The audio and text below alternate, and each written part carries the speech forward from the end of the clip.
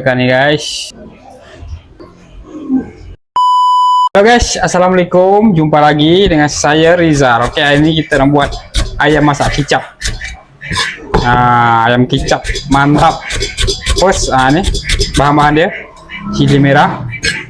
Kemudian ada sini bahan dia, halia, bawang putih, bawang merah yang kita dah iris. Cili padi dan bawang, tomato, ayam. Oke, sekarang jom masak. Minyak kena minyak botol ya. Jangan minyak paket. Minyak, buka api. Oke, kita bagi minyak panas. Kita tumis bawang ini dulu. Bawang putih, bawang merah halia.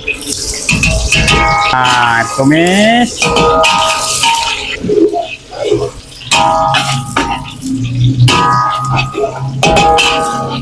Oke, apabila dia dah layu, ada wangi-wangi, baru kita masukkan ayam.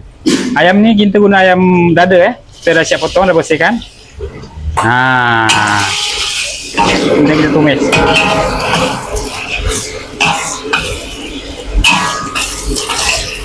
Siapa-siapa kat rumah tu dah tahu idea nak masak apa, orang boleh masak macam ni ya. Kita tumis dulu bagi ayam tu garing sekejap. Oke. Kemudian kita masukkan kicap. Kita guna kicap manis jalin. Ni sedap ni guys. Tapi kita buat ini yang porsi pedas ya. Kita buat pedas-pedas sikit. Oke, kemudian sos tiram. Kita tumis lagi dah.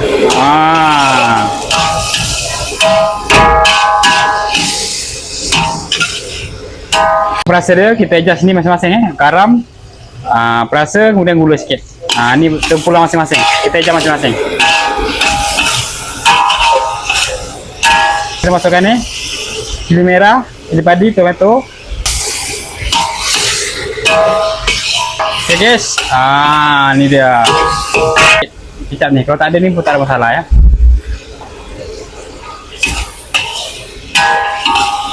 Daun bawang.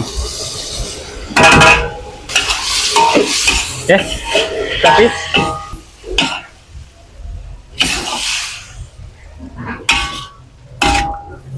Oke, siap. Tekan nih guys.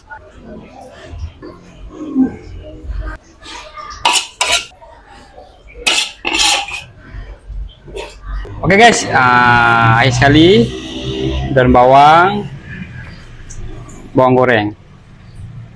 Oke, inilah dia ayam kicap. Ini makan nasi putih panas, mantap 15. Alright, kalau coba yang biasa, like, comment, subscribe. Bye bye. Assalamualaikum.